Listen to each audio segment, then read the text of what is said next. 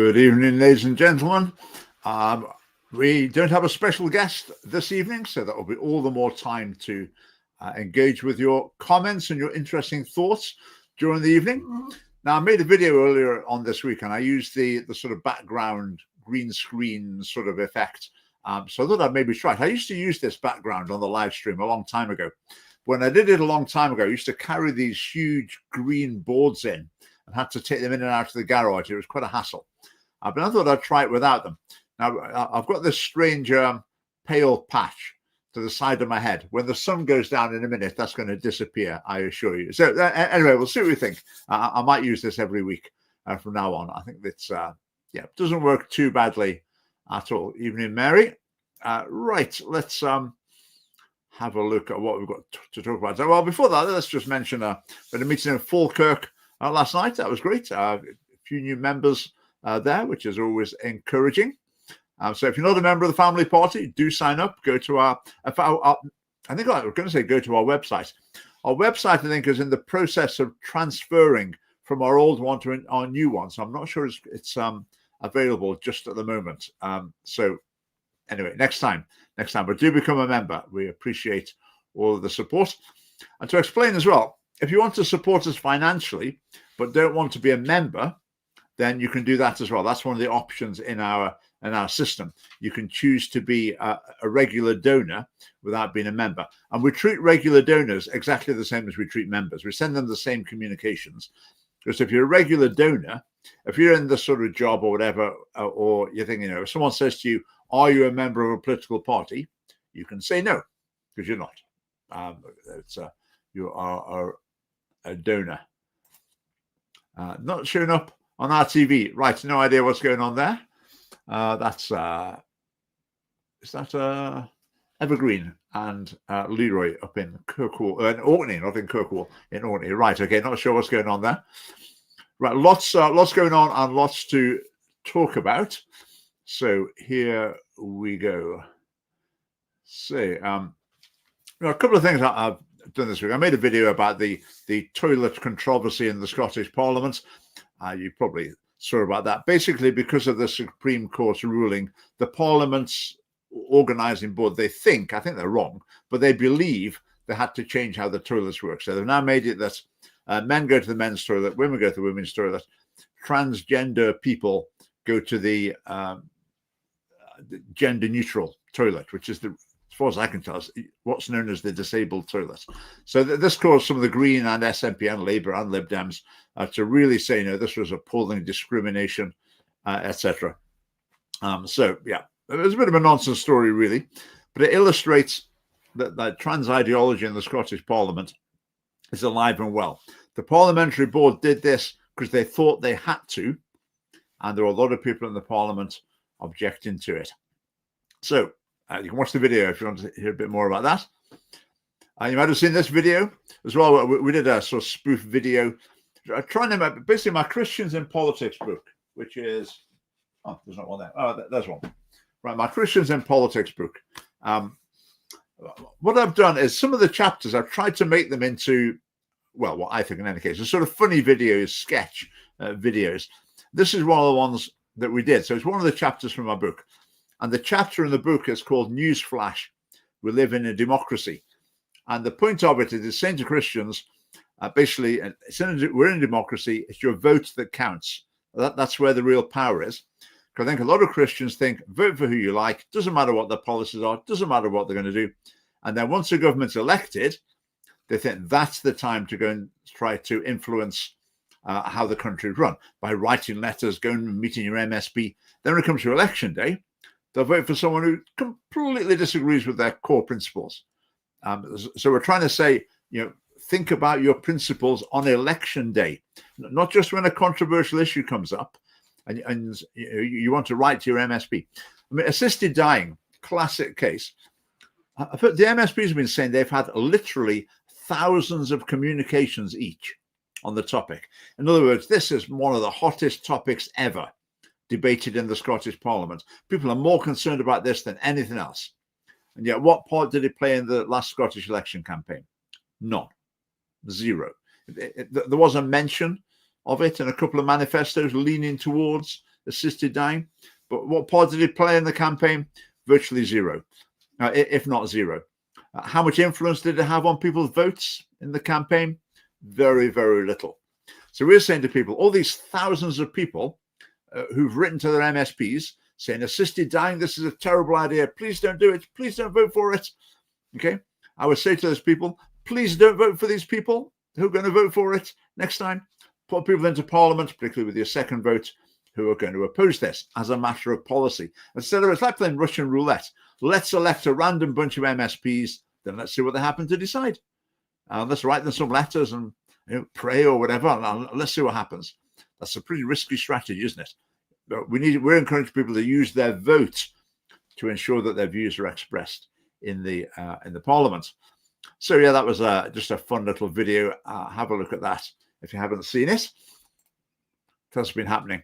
Now, we talked about this on the live stream last week. Ewan Morris came on, told us a little bit more about it. The media in general are campaigning for the decriminalization of abortion. So we're getting a drip feed of stories that allegedly show how heartless and unreasonable and old-fashioned and unnecessary the abortion law is. And the abortion law, of course, the key thing is it includes the time limits on it.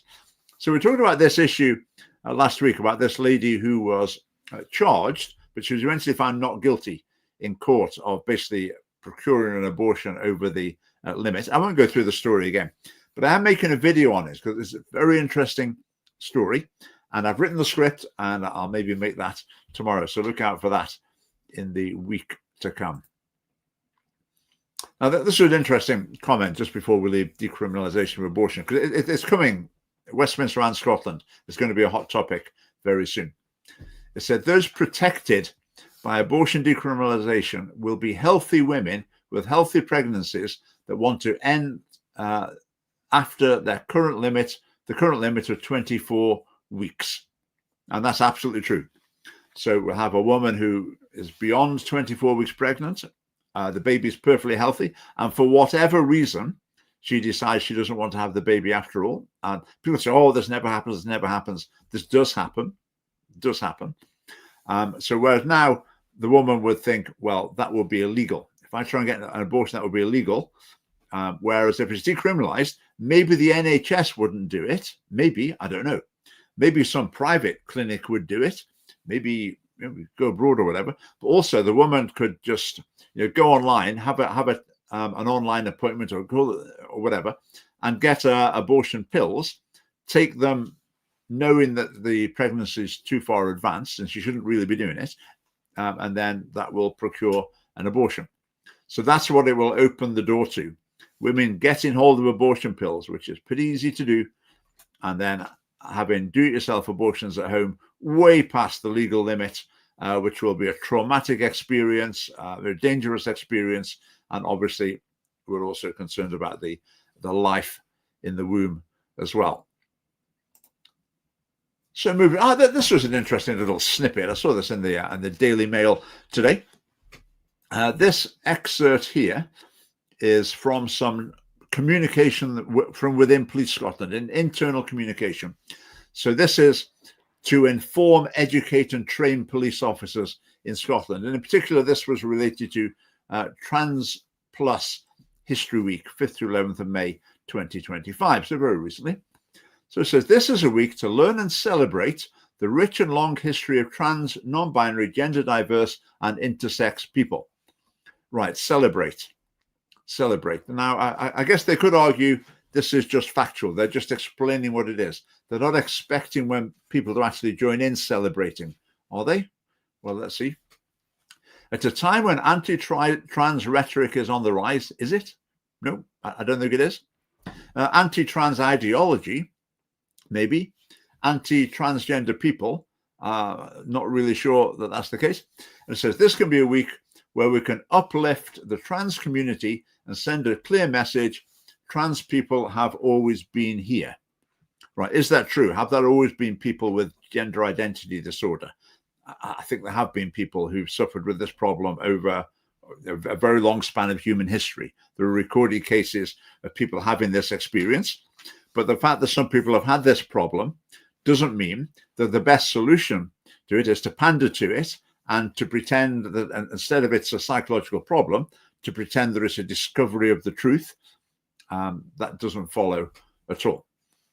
Right, like many noteworthy events, this week was founded to start at this particular time deliberately, this time in recognition of the anniversary of the Nazi raid on the world's first ever trans clinic in 1933. Books and paperwork were burnt as part of the Nazis' targeting of queer communities. Gender binary was a key feature of the Nazi racial policies. Did a quick spot of research on this afternoon. And there was indeed this research center, clinic, think tank, call it what you like. And they were exploring gender, sexuality from a very liberal perspective. Let's just put it that way.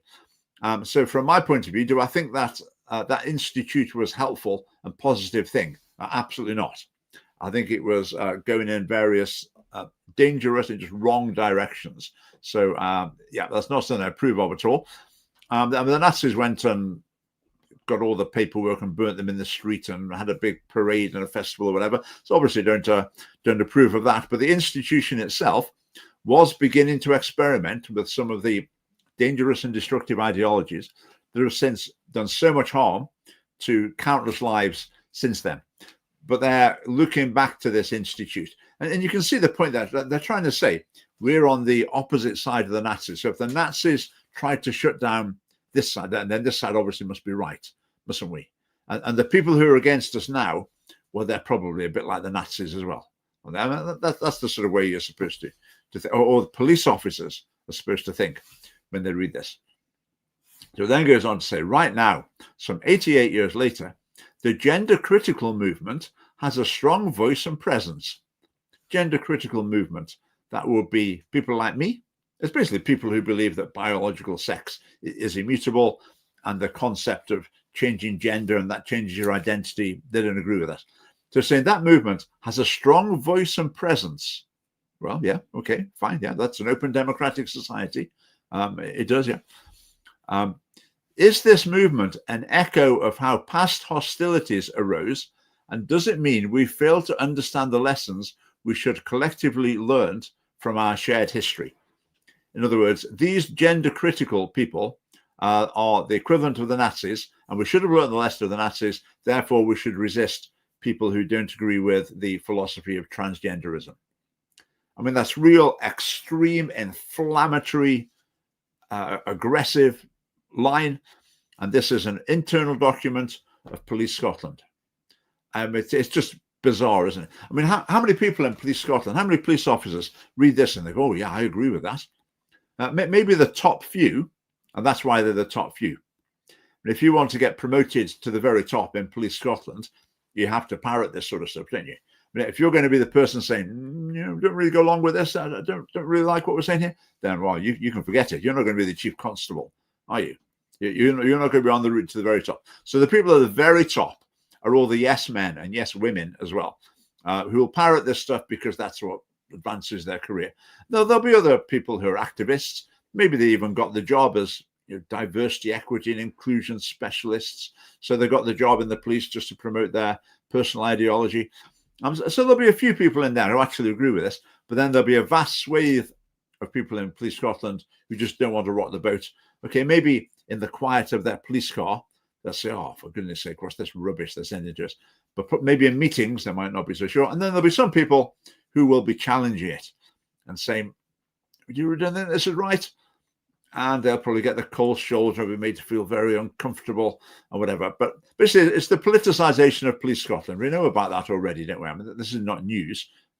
That's just further evidence of it.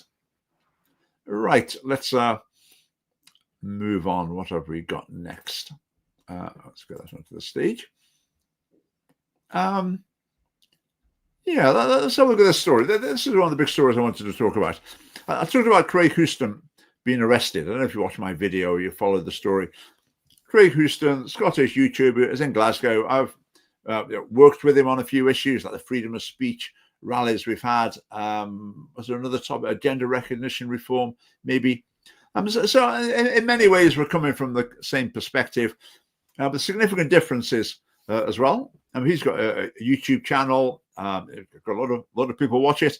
My opinion would be that are sort of a bit sensationalist, conspiracy theory, circulating rumours. So, he's now joined the Social Democratic Party. He's the leader of that in Scotland.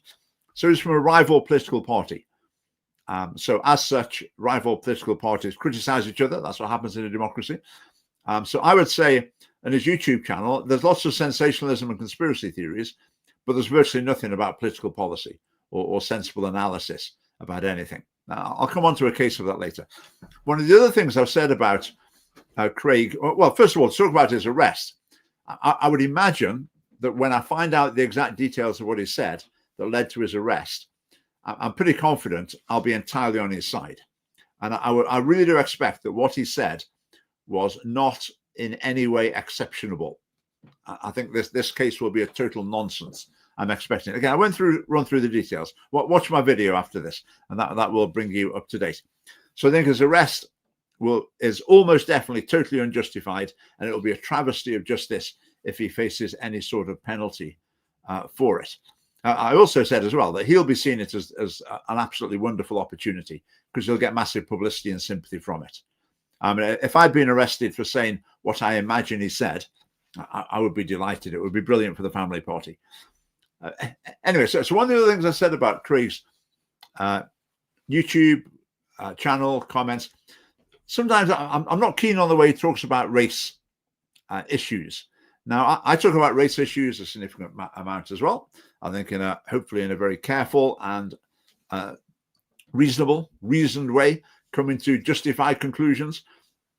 But I said in my video that sometimes when I hear Craig talking about these issues, I'm really not keen on the way he speaks about them. And I thought it's only fair to give an example so people can see what I'm talking about. So I'm going to show you an example here. And let me find the right slide. I'm a bit out of order there. All right, the right slide is not popping up. I can describe it to you. And I've got a little video for you to watch about. I know, hang on. All right, the slide's in the video. What am I talking about? That slide is in the video. Right, so let's get rid of that. And now have a look at this. And then we'll see what we think. This is just another. So the first thing I want to show you, this is Nigel Farage tweeting today about a candidate in the local elections on the 1st of May and how he totally endorses this candidate. So there's Nigel's tweet for you to digest. And the next short video I want to show you, this is the same candidate out campaigning. I'm just like, but then you've got to remember, this is also Nigel Farage's party who said we must embrace Islam because, we're going to be, a rising population in the UK and a rising percentage of the UK population are going to be Muslim soon, so we need to kind of embrace them. And then you see this on our streets. Reform, vote for reform, vote for us for her. Vote for reform, vote for us for us. Vote for July, vote of July. Vote of July reform. Vote for us for us. Reform UK, vote for us for her. So I just think that's pretty bizarre. It's like, who are we pitching to here? Because there's this notion, still held by some. I mean, every day, every passing week, I see more and more people who... Right, so what do you make of that? What do you make of that? Now, I think he seems to be saying, his problem seems to be that this candidate, Raj, I can't remember his second name, is it Harman or something? This candidate is there campaigning in the street with a lot of other Asian people, I don't know, Pakistani, Indian, I don't know where they're from. And it seems like Craig Houston's problem is just that's who they are. It's a bunch of immigrants campaigning for reform. And is that saying, who are they trying to appeal to? So it sounds like Craig Houston's got a problem with reform having like an Indian, Pakistani, whatever candidate and campaigning with a group of people like that on the street. Now, I just want to say, so what exactly is the problem? Now, in the family party, if we had a group of people of any race who happened to all know each other or were in a particular area and they wanted to campaign for the family party, yeah, great. But as Craig seemed to say, no, we don't want that. That's making the wrong impression. Who are you trying to appeal to? So if you're saying, you're trying to appeal to like immigrants, what are you doing that for? We're not a party that wants to appeal to immigrants. We want to appeal to the the native white population. I mean, how else can you explain that? He says about Islam, I mean, there's no indication that this man is a Muslim at all. I mean, Raj is more of a Sikh Hindu name. His surname's more Muslim, as a Bangladeshi sort of Muslim. So when I listen to that, I'm uncomfortable hearing that, because it sounds to me, I mean, Craig can explain if he wants to, but it sounds to me that Craig's problem with those people campaigning is purely their race, and they're immigrants, that they're of a different race, and that somehow is a problem, and he's somehow objecting to that and saying reform shouldn't be doing that. Again, I completely disagree. Totally disagree. And that's an example of what I was saying in my video, that sometimes when Craig talks about race issues, I'm just thinking, don't really like what you said there. That's not really a sort of view. Certainly within the family party, if someone in the family party said that, we'd be saying, whoa, that's not on our wavelength at all. Now, of course, some people take a very simplistic view of these things, and they say, no, I'm against, I want to cut immigration, so I'm on Craig's side. There's only ever two sides. You're on one side or the other. So I want to stop these boats so people can say what they like on this. But say, surely we've got to do better than just saying, right, there's two sides of the argument. You're on this side or that side. If you're on my side, then that's fine. Surely we've got to look at things a bit more carefully. I mean, the family party, our policies on immigration, I say, are very cautious. We see benefits from immigration. We see a lot of problems as well. And we want to restrict immigration quite dramatically and eliminate illegal immigration.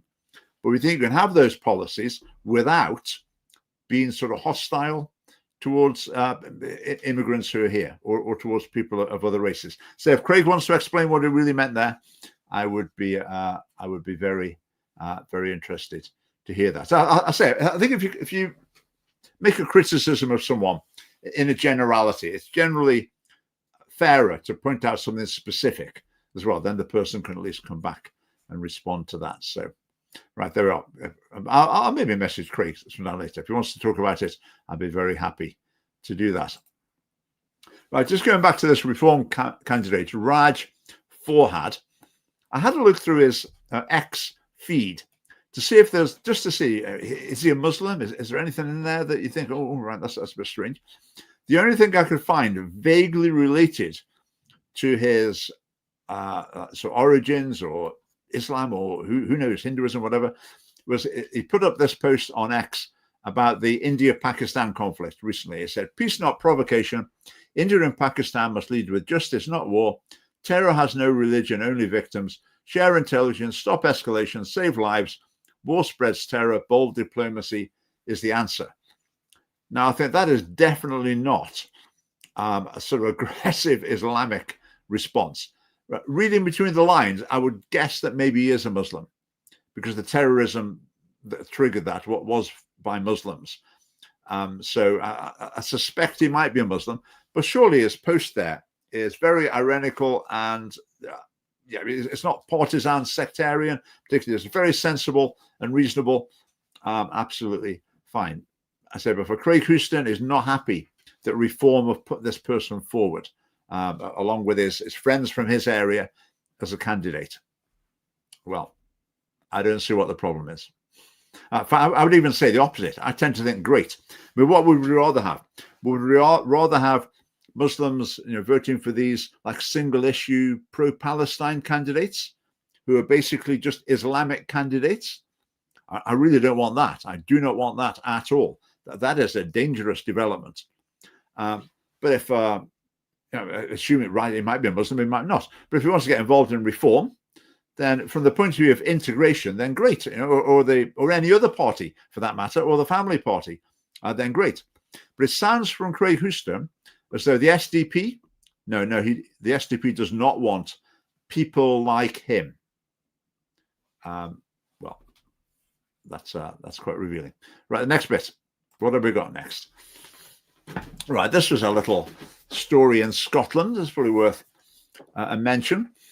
This is a case where basically the UK is rearming, and part of that is increasing the submarine fleet, which is at a very modest level at the moment. They're going to use some nuclear-powered attack submarines and the UK submarine fleet is mainly based in Scotland, and some of the work on them would be done in Scotland as well. So they're looking at who's going to make various components for these submarines, and they were going to do a lot of it in Scotland.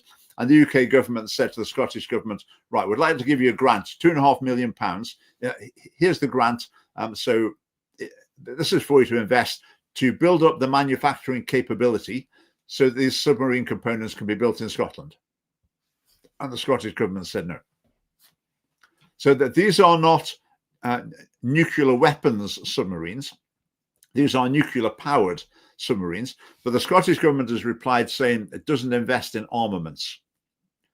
I mean, are they pacifists?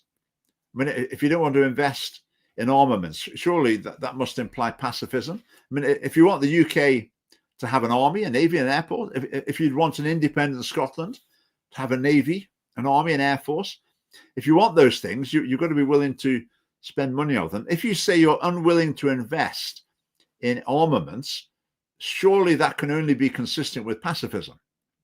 So is the SNP pacifist? Are they going to have no defense? I mean, these defenses, they're primarily thinking about resisting Russia. So does the SNP think the UK shouldn't be resisting Russia? I mean, it really is. Well, I mean, who can imagine what's going through in the minds of the SNP decision makers on this issue? Because it really is an absolutely ridiculous decision. That within the UK, where is this manufacturing? Where are these jobs going to be? Where's this investment going to be? And the SNP's looking a gift horse in the mouth and sort of refusing this investment. I mean, really, really ridiculous. Now, this is an introduction to another issue. So the two-child benefit cap has been in the news quite a lot. Our policy is that we would remove that cap because we want to support families and we need more children. Now, there is another side of the argument, and I do understand that. I do understand people who say, well, we don't want people just having more and more kids and they can't afford them and they assume the state's going to pick up the tab. Okay, I entirely understand that argument.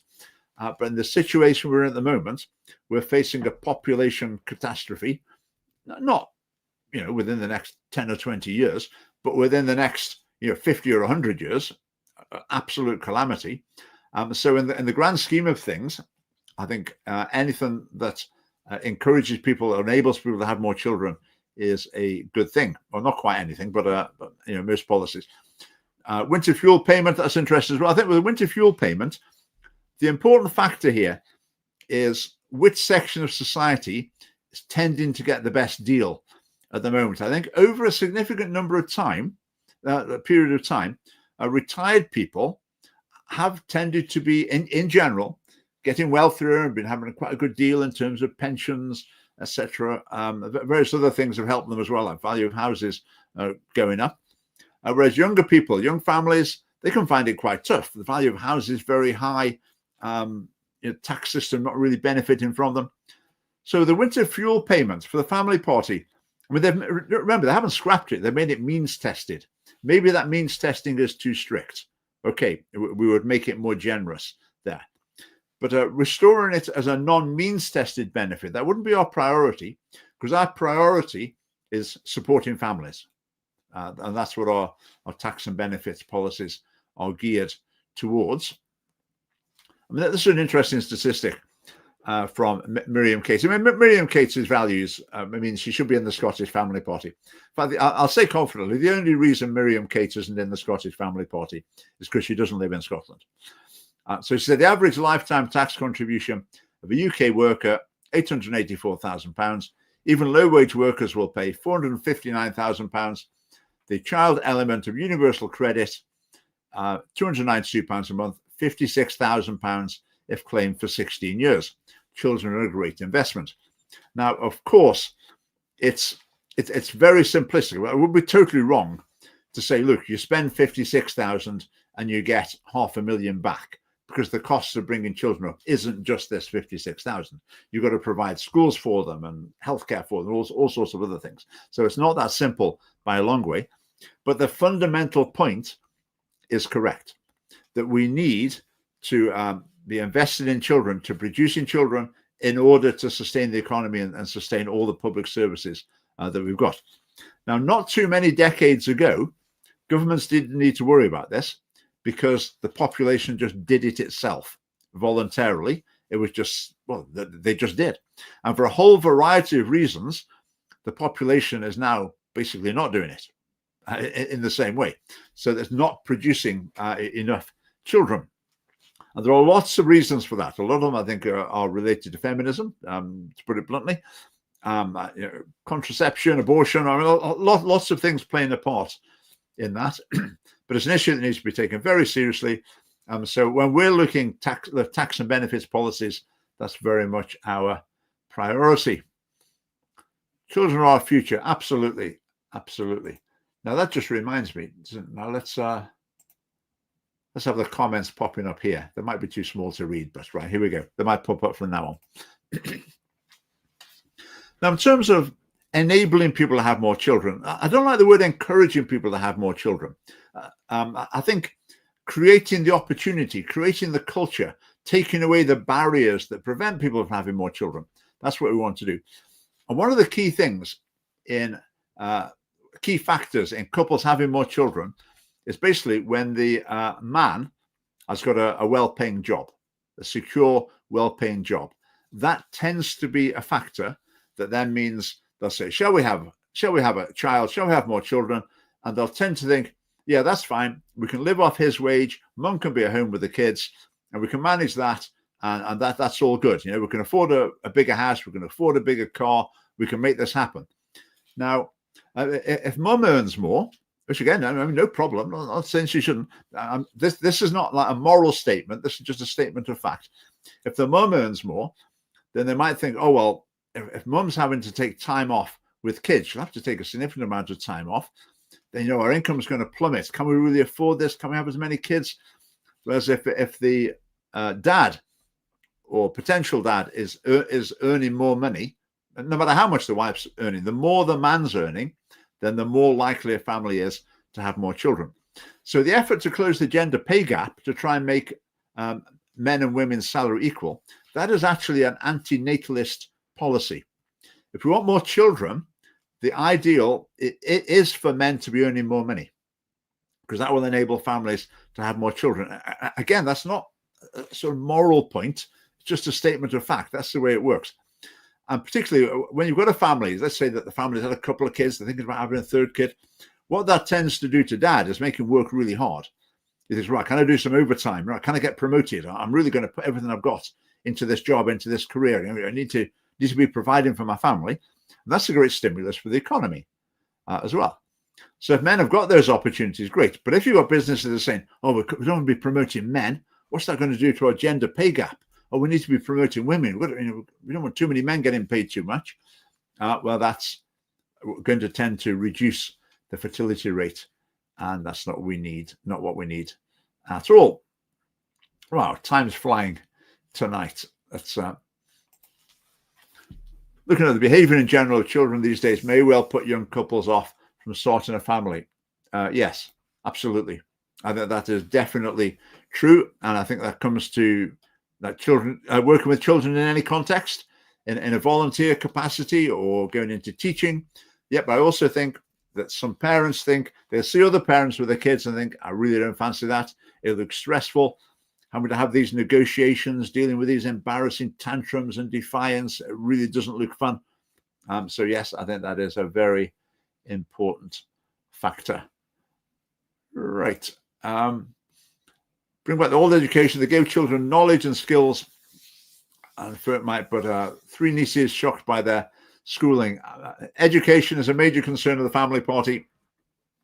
I think our policies on education are excellent, and it would be a real long-term project to turn Scottish education around in the direction we'd like to.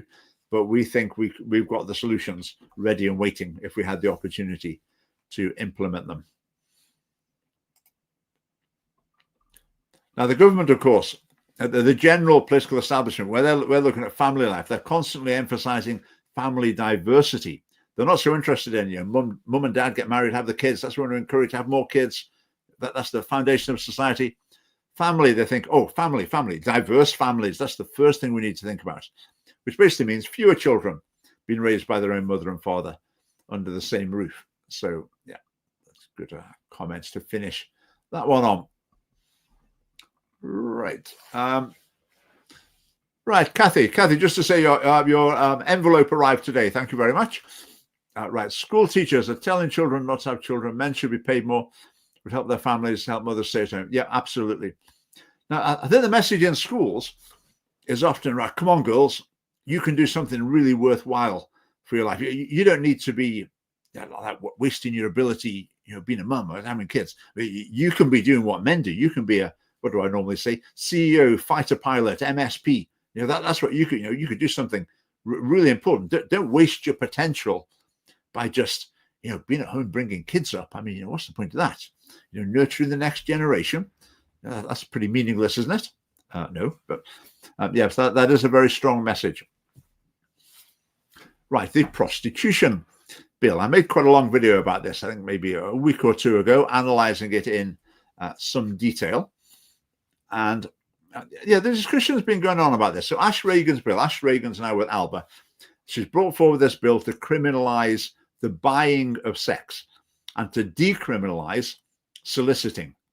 So a prostitute can stand on the street trying to drum up custom by whatever means she likes. But if she actually does drum up custom and seduces a man a customer to pay for a sexual act, then the person who paid would be a criminal. But the person who invited the person into the contract, if you like, would not be a criminal, which we think is a total nonsense, because Ash Reagan's view is driven by feminism. Women are the victims. Women are good. Men are oppressors, and they're bad. So the law needs to be against men and protecting women.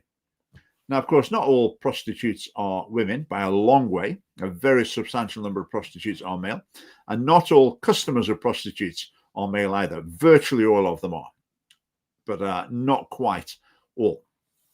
So Ash Reagan's coming to this from a very faulty perspective. Let's go to this quote we've got here. So we've got, prostitution is inherently unsafe. Right, agreed. I agree. It's unsafe physically, it's unsafe emotionally, and it's unsafe in terms of risk of violence as well. And it's unsafe in terms of damaging relational capacity. And then she goes on to say, there's no way to make being raped as a job and then put a veneer on it by calling it sex work. Now, that's just over the top. So now you see, Ash, I was right with you. I was right on your side there. I was completely agreeing. Prostitution is inherently unsafe. Yeah, it's a bad thing. We need to stop it. Then she says, it's like being raped. But it's not like being raped. Now, there are some prostitutes who were coerced into it, and basically, on a fundamental level, they are effectively being raped. I mean, that is a fair description of what's going on. There are others for whom that is definitely not a fair description, because they've maybe entered into prostitution entirely of their own accord in order to make money. It was a good way to make money, and that's the career that they wish to remain in. There are prostitutes like that. I don't know if it's a majority, a minority, but there's certainly a lot of them who are very vociferous, who say that is exactly the situation that they are in. So to say that they're being raped is just wrong. I think you don't help your argument by using excessive rhetoric. All you do is open yourself up to refutation. Because people just say, well, it's just not true. And then you've undermined your credibility in the argument. So that's what's going on there. Now, other things on this issue. I said in my video, I hoped Christian campaigning organizations wouldn't just say, we're backing Ash Reagan's bill. I hope they would say, okay, we'll maybe back Ash Reagan's bill, but we don't want to decriminalize soliciting. And the bill should also be criminalizing the selling of sex. It makes no sense to have it illegal to buy something that is legal to sell. I mean, it's really nonsense. And making these things illegal doesn't mean necessarily people go straight to the criminal justice system. They could be diverted to various support and rehabilitation, building a new life outside prostitution, whatever. But if a prostitute doesn't want to do that and they persist in prostitution, then yeah, it should become a criminal law matter. It should just be stopped for the protection of the individual involved, for the protection of their clients, because using prostitutes doesn't exactly do the clients much good either. and for the good of wider society. Now, I just added in, is that going to come up next? Yeah, Ash Reagan sort of embarrassed herself about this. I'll share this with you because it is quite remarkable. So she was doing an interview about this prostitution law, and a journalist from the Herald said to her, if you make the buying of sex illegal, it will just drive prostitution underground. Now, all of you watching this live stream tonight, every single one of you will know what driving underground means. If you drive something underground, don't you? You know that. But Ash Reagan replied like this. She said, if you had a lot of women in underground cellars with a locked door, how would the punters get to them? So Ash Reagan replied as though she was unfamiliar with the idiom of driving underground. She didn't understand it. She took it literally. Whatever. I think the Alba Party have tried to claim that she wasn't quite being as serious or whatever, but well, I think everyone there did seem to think that. Right, we've got a really ridiculous comment here. So let's have the prize for the most ridiculous comment of the evening. Right, marriage is legalized prostitution, and that statement is well. Let's not just dismiss it. Let's think about it.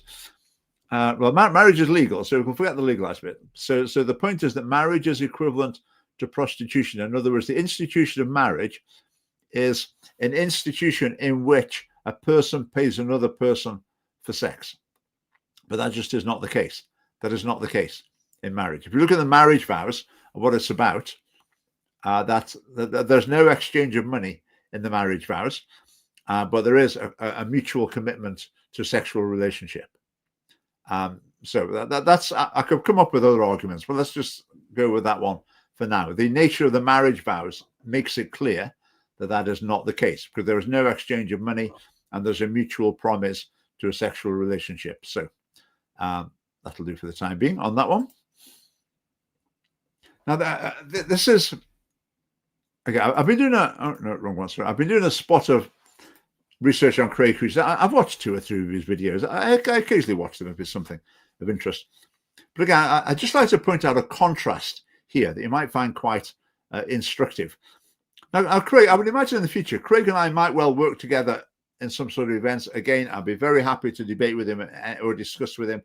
And say, I'm sure we'll agree. In fact, when there's a protest outside the court, when his trial is taking place or a demonstration, I may well be there at that. Very definitely be supporting. But I just find it an interesting contrast. I made a video about the prostitution law, and I talked about how it's driven by feminist principles, so therefore it's unfair, because they're assuming that prostitutes are women, customers are men, and therefore the law has been designed to criminalize men and not the women. So basically, it's a fundamental philosophical problem with the law. I also mentioned in passing, there have been some news reports that some of the prostitutes organizations, they've got like trade union type organizations, they've said that some MSPs have been our customers. I think it's a bit of a veiled threat as well. As if they're saying, right, if any of you lot vote for this law, we're going to name and shame you. And that's the implied threat, a bit of blackmail going on in the background. So in my video, I just said, well, yeah, this is what's said. Do I believe them that they've got the names of some MSPs? Maybe they're bluffing. Maybe there's 1 or 2. Basically, I don't know. This story always comes out. Whenever this has been discussed in the Parliament, you always get this story coming out of, we've got a list of names of MSPs who use prostitutes. So I just mentioned that in passing. Craig Houston's video on this, that was the whole video. That's really focused on for the whole video.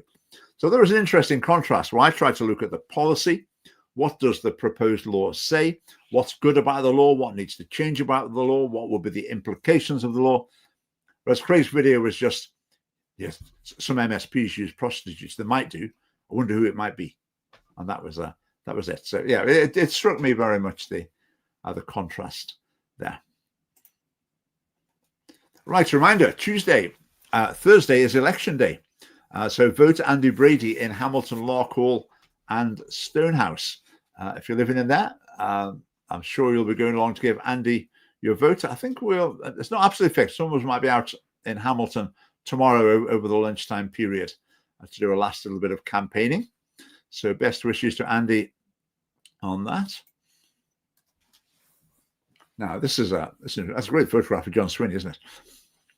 Now, John Swinney has been saying this election coming up, it's a straight fight between SNP and Reform. And I was thinking, he thinks that's going to help him. He thinks that the electorate is more likely to think anyone but Reform, I'm going to vote SNP to beat Reform. But I think John Swinney got that right. Maybe there's more a case of people thinking, I'll vote for anyone to beat the SNP. If John Swinney says it's Reform, it's only Reform who can beat the SNP, I'm going to vote for Reform. So I think what John Swinney's done here is he's boosted the Reform vote. He hasn't thought this through, I don't think. So in saying that, I think he's given the Reform vote a boost. Will Reform win? Probably unlikely, but it's not impossible. Not impossible.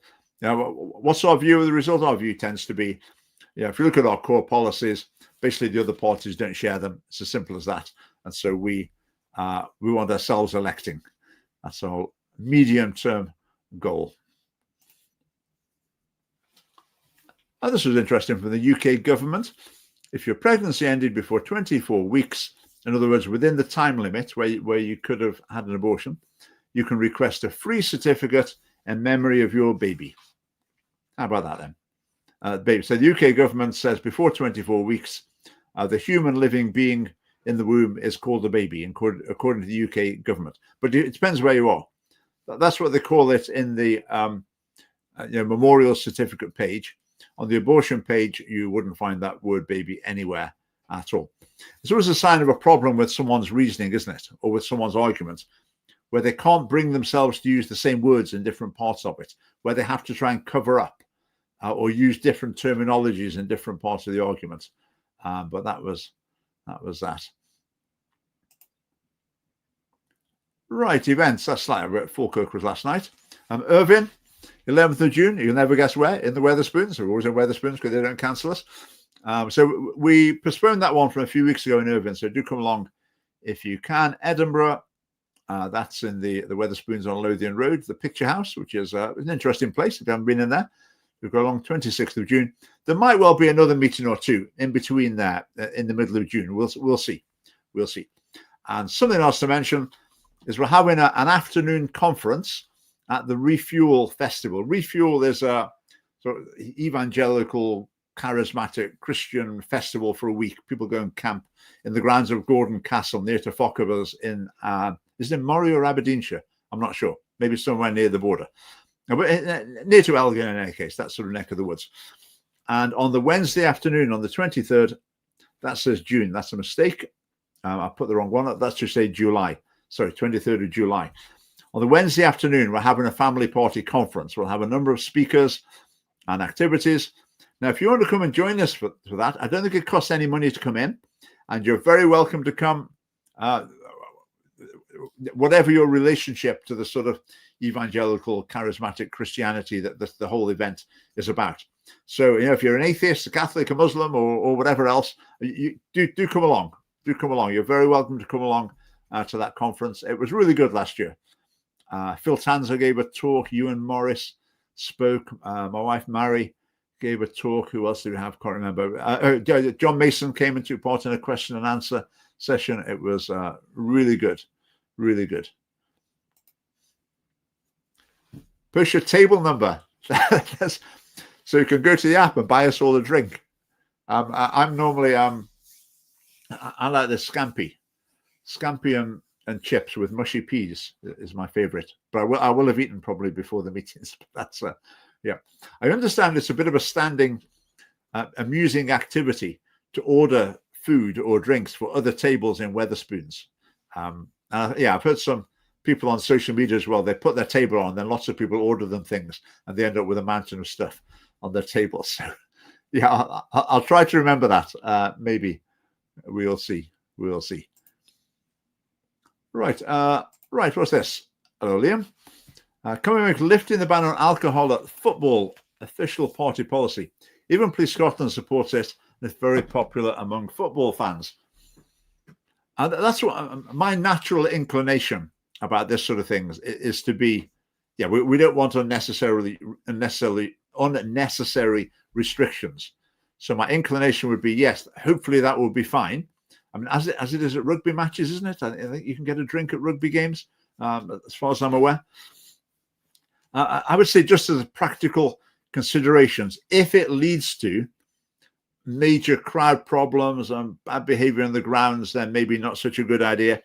Well, there has been significant football violence and thuggery in Scotland over the last year or so. Now, that's tended to be outside the stadium, mind you, but there have been some inside stadiums. I would imagine some football stadiums, some sets of supporters, it would be no problem at all to introduce that. Could it be something where your football clubs are allowed to do that, to lift that ban? But then maybe it could be enforced again if necessary. Yeah, I'm sympathetic. I'm sympathetic with it. But if it was leading to significant problems, then yeah, there's another side to it as well. We could discuss that, Liam. Next time I see you, we can have a chat about that. We're going to have a policy review after the summer. So put that in the members and supporters. We've got a secret Facebook group where we propose policies and discuss them. So put that in there and we can put it into the mix, see what everyone thinks. Right, time's flying by. Right, this is a slightly old story now. We're still rumbling on a little bit. I made a video a couple of weeks ago now about Anas Sarwar and a speech he gave to this South Asian Heritage Dinner or something or other. And some of what he said to them was really good. He said, I'm Scottish now. I'm not Scottish Asian. I'm just Scottish. It was all good. Then he was saying about, we've got Pakistani people now, or South Asian people in every political party. That's a good thing, he was saying. I would say, well, yeah, that's a sign of integration. So, yeah, I'm quite happy with that. But then he went on to say, basically, we want Pakistani people, for example, at the top. If Pakistani people can get to the top and make the decisions, then that's really what we want, isn't it? And we're getting to the stage where that's going to happen. And then you think, no, don't want to hear that. Don't want to hear that. If you say we want Pakistanis at the top, that's sectarian. It's sectarian. So like we don't want those native Scots. We don't want those Chinese people. We don't want those English people. We want Pakistanis at the top. I mean, that's just sectarianism. It's just wanting to promote your tribe. Politics should be about policy. Who do I want to be the first minister? Well, me. Yeah, not obviously, but not because I want a straight white male Christian first minister. It's because I want someone with the policies of the family party being first minister. So if it was someone else with the same policies, then yeah, that's equally good as well. Let them be first minister. That's great. But what Anas Sarwar was saying wasn't along those lines. Anyway, that's by way of introduction. So what Reform did in the by-election is they took a couple of clips from this video and put underneath it, Anas Sarwar would prioritize Pakistanis. Now, what did I think about that? Now, playing his own words, they weren't played out of context. If they were out of context, that would have been unfair, but they weren't out of context. They could be understood at face value. But the caption they put underneath, Anas Sarwar would prioritize Pakistani people. Well, that wasn't quite right. That didn't quite capture what he was trying to say. So do I think Reform's advert was fair? No, it wasn't. It wasn't fair. And if you're thinking of doing something like that, you've got to be really careful. You've got to think very carefully, is this fair? Is what we're accusing this person of, is it justified by what they've said? And I want to be very careful that what we say as the family party, it is justified, and then we'll say it. But Reform basically got it wrong. They were bringing up a valid point. Anas Sarwar's comments, I think, were wrong. They were unhelpful. But Reform's summary of them was unfair. Now, of course, the reaction again that from Anas Sarwar and John Swinney and Uncle Tom Cobley and all is it was racist. Reform were being racist. They weren't being racist. It wasn't racist, but it was unfair there. Now, Anas Sarwar in reply, he said, Nigel Farage, what did he say? Is a pathetic little man, did he say? Yeah, I think that was the word, pathetic little man. Again, I heard that and thought, would I say something like that? Would I call a rival a pathetic little man or a pathetic little woman? Absolutely not. If someone in the family party used language like that I'll be on the phone to them and saying, whoa, whoa, whoa, whoa, whoa, you need to apologize for that. You can't say things like that. That's really personally offensive. You can't do it. But with the Labour Party, it seems, well, I don't know, people seem okay with it. I sometimes feel if I did say something like that, then I feel a lot of people, maybe Christians in particular, would say, oh, it just shows, you see, the family party, they're not very nice, are they? Oh, I can never vote for them. Oh, no, they're nowhere near nice enough. But Anas Sarwar says it. Have you heard anyone saying, oh, that's me done with the Labour Party? If the leader hurls personal insults like that, I couldn't possibly vote for them. I'm finished with the Labour Party now. I'm looking for a new party. Have you heard anyone say that? Absolutely not. So it seems like a double standard sometimes. It feels like the family party is held to a totally different standard than people hold the other parties to. Anyway, one of our many challenges we've got there. Right, let's have a look. Time is almost gone. I'll mention this very quickly. There's a proposal that's been made called demony voting. It's floated around in the academic political world for quite a long time. And the idea is, for example, that if you've got a family with a couple of kids at home, you get an extra half a vote, for example, for every dependent child you've got, or even an extra vote for every dependent child. And the thinking is that if you want the interests of families to be promoted in politics, if you give families with children at home more votes, then that will skew the electoral system in favor of families. And if you think family life is very important, then that's one way of recognizing that. Right. It is not Scottish Family Party policy to have, I think it's called demony voting. It's not our policy to introduce this. I don't think any country in the world has ever done it. I think Hungary got pretty close maybe once, but I don't think it's ever been introduced anywhere in the world. And it's not our policy to do it. But having said that, I can see something in it. I think one vote for every kid is maybe a bit much. Half a vote? Or you get an extra half a vote if you've got 3 children or 4 children. I don't know. I mean, maybe there's something in it.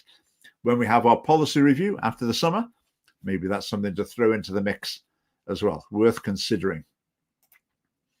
Right, we'll leave that there. I've just got one last thing to mention. I'll make a video about this quite soon. I probably heard me mention. I've only discovered recently that basically the European Court of Human Rights forced the UK to introduce a Gender Recognition Act in 2004. So the UK basically didn't have a choice. They had to have a law that says a woman can become a man can become a woman if they fill the right forms in. If the UK hadn't have done that, then the European Court of Human Rights would have done, well, whatever it does to countries it thinks are naughty. So I think this is yet another reason to be leaving the Council of Europe, European Court of Human Rights, because we don't need an external body telling the UK to introduce completely wrong laws like the Gender Recognition Act. But just have a look at this. This is a description of the case that led to the UK having to introduce the Gender Recognition Act. So Christine Goodwin versus the United Kingdom. The applicant complained of the lack of legal recognition of her changed gender. And at the time, there was no such thing as legal gender change. So she just decided she changed gender. And in particular, her treatment in terms of employment, social security, pension rights, and inability to marry. So she said basically, well, it's a he actually. So he said, right, I'm a woman. I've decided I'm a woman, and the country's not treating me like a woman. So I'm taking them to court. So European Court of Human Rights, sort out the United Kingdom, because they're not treating me like a woman, even though I'm not really one. The court held that there had been a violation of Article 8, the right to respect for private and family life. Isn't that utterly ridiculous? So you have a human right to private and family life. Right to family life, that means you're not allowed to say, right, you group of people in the country, you're not allowed to get married. Or you group in the country, you can't have any private life. You've got to live in this institution, and we're going to monitor you day and night. That's what the human right was written for. That's what it's trying to stop. Okay, so you can't stand in the way of people forming families, basically. But what the court interpreted as, a man can become a woman. That's the problem with human rights. They're so open to misapplication.